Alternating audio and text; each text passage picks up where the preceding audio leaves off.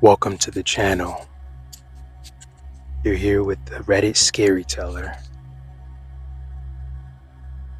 Let's get into it. Something knocks on my front door every night at 12:16 a.m. It first happened last week, Thursday, March the 22nd. It was just after midnight and I was lying awake in bed when I first heard it. My first reaction was to look at my phone to see if someone tried calling or texting me, but there were no messages. I live alone in a quiet suburban neighborhood. I couldn't think of any good reason why someone would be knocking at that time, and I decided to ignore it. It happened again the next night around the same time. I went downstairs this time, took a deep breath, and looked through the peephole. Nothing was there.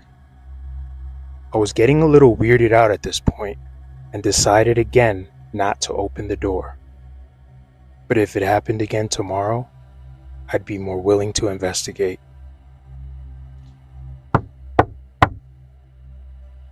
It did happen again the next night. This time I made note of the specific time. 12:16 a.m. I was at the door in less than 10 seconds and promptly opened it. It was dark out there, and it took a moment for my eyes to adjust. Was something moving in the shadows near the bushes? No, there was nobody there. Nothing. I looked down the street in both directions but saw no movement. It was so quiet out there, I didn't hear any footsteps. I was confused. Who was knocking on my door every night? And for the first time, I didn't think who, but what. I thought back to the day when the knocking first began, and I wondered if it was related. March 22nd. I was at a funeral that day. It was for my friend Pete, my best friend growing up. From about the ages of 8 through 15, we were inseparable. We started to lose touch around 15 to 20 years old. The last time I'd heard from him at all was 12 years ago when we were both 22. The strangest thing about his funeral was this. Nobody else was there. Just me and a priest. He was reading an incoherent Bible verse when I interrupted him and asked him where everybody was. He paused for a moment, looked at me, then went back to reading. It felt uncomfortable. I decided to leave. Thinking back at this, is it significant? Did I bring some spirit back with me from the funeral home? Or was I just losing my mind? I decided I'd try and be quicker the next night. I'd wait near the door and have it open in seconds. I wouldn't allow any time for whatever it was to get away. But even this plan failed. It must have been a mere seconds after the knocking stopped before I opened the door. What would be there? Would it be a neighborhood kid playing a prank? A mischievous spirit? A warning to me from the supernatural? Was I gonna see the priest? All of these options seemed equally unlikely. But then again, it was just empty space. Silence. The kind of silence you have when you put in earplugs. Deafening. I had one more plan for the next night. I slipped outside at midnight and hid behind a neighbor's car across the street.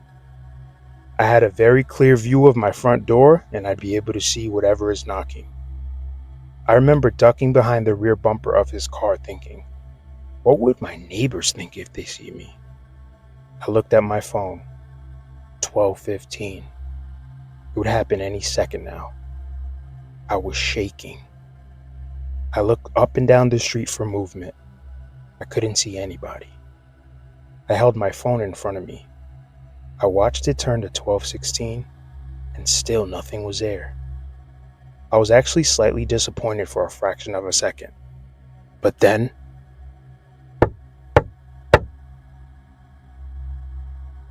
I'm 100%. Nobody was there. I was looking right at my door. But what I did see, for just a moment, I don't even know if I even saw it, was a shadowy figure move away from my house. Not human, not even something real or tangible. It was as though a shadow was moving down the sidewalk. But even I acknowledge, maybe it was just my mind playing tricks on me. I have no idea. I've tried so many other things the past few nights. I stood by my door one night and recorded the knocks, then played the recording to my coworkers the next day. I started thinking the knocking was just in my head, but they could hear it. They were confused as to why I was making them listen to it, but they could most certainly hear it. 2 nights ago, I decided to beat the knocking to the punch. I stood with my phone in front of me and opened the door at the exact moment it went to 12:16, just to see what would happen. But then again, there was nothing there. In fact, the knocking didn't even happen this time. So if I stood with the door open at 12:16, the knocking would be prevented. What could that mean? And here's the stranger thing. The knocking did wake me up that morning at 7:07 a.m. Why 7:07 a.m. this time? Why wouldn't the knocking happen if I stood with the door open? I have no idea. I'm lost. Really lost. Last night the knocking was back to its regular time at 12:16. This was the first time since March 22nd that I decided to just ignore it. Thinking in my head, what do I do next? Any ideas? Do I go the rest of my life ignoring the knocking? I'm left very confused because I can't help but think that maybe there's some sort of secret code I'm supposed to work out. There's the date, March 22nd. But also, what about the number of knocks on the door? It's always 3. Does that mean anything? The times the knocking occurs is always 12:16 and 7:07. Do those times represent something?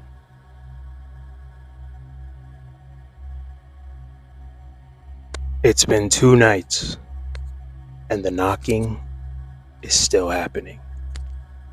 On the first of those nights, I just ignored it. I was reading through a book, trying to figure out what to do next. I talked to my mom and dad. The knocking didn't happen when the door was open. What was I supposed to do? Permanently leave the front door open? That seems ridiculous as far as I'm concerned. This is the front door to my house.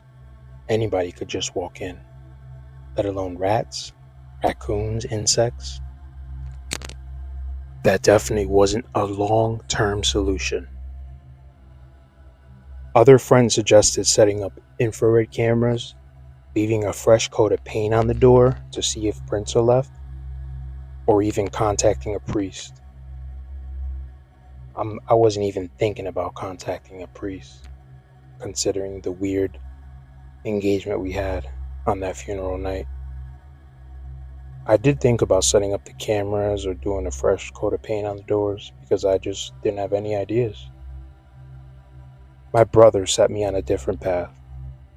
He suggested I look at Bible passages that match up to the time of the knocking, 12:16 and 7:07. Revelations 12:16 from the Bible was recommended.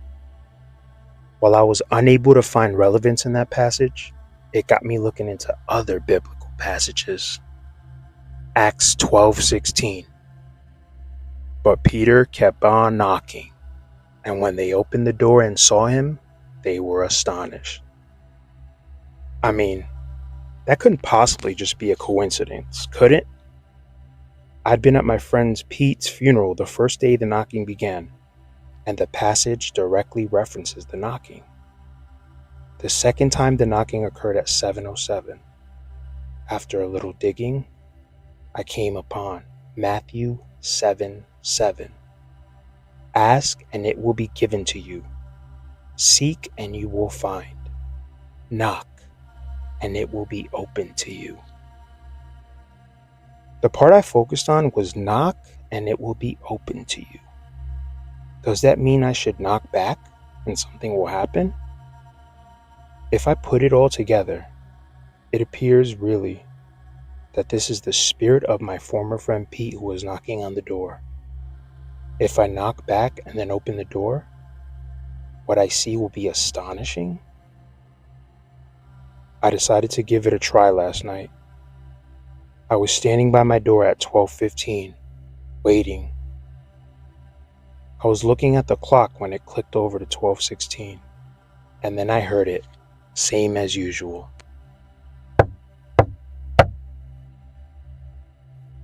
I raised my hand and knocked back immediately. 3 times. Then I opened the door, and I was astonished. What stood before me I could barely see.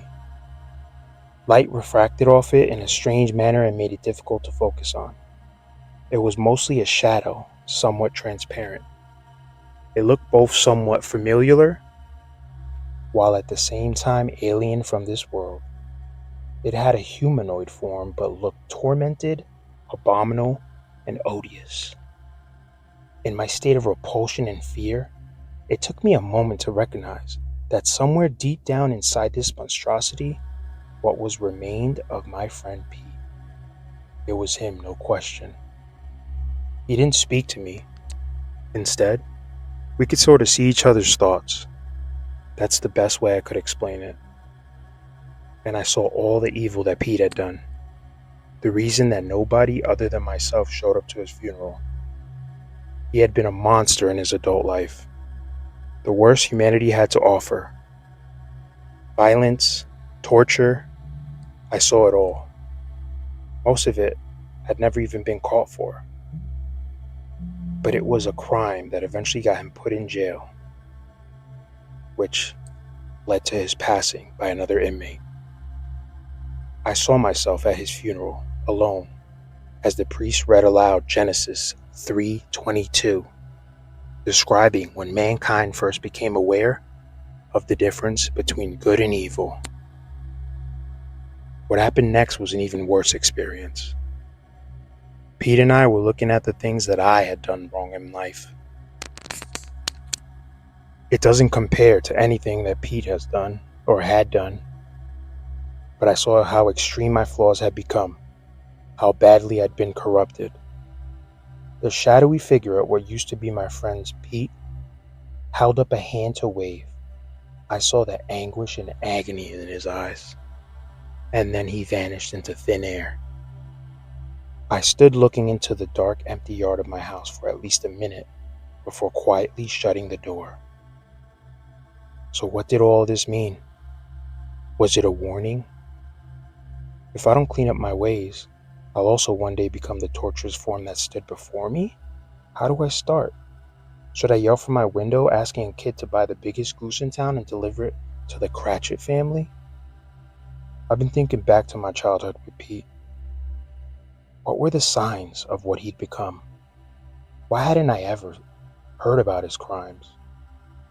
How did I even hear about his funeral? I don't use social media. I didn't receive a letter or a phone call. Somehow I just showed up. Why did he choose to come and warn me? Because we were friends? Because I was the only person to show up to his funeral? I wasn't sure. There wouldn't be answers. And then I figured out that there was only one thing I could do. Try and be better. I did receive another knock yesterday, and I'm certain it'll be the last time he ever knocks on my door. One final message. It occurred at 5:17. It took a bit of digging, but it translates to 7:17 on the 24-hour clock. I looked at the passage. I'm certain he was showing me and smiled. And I think I can make sense of it. I think it all makes sense now. Proverbs 17:17. A friend is always loyal, and a brother is born to help in time of need.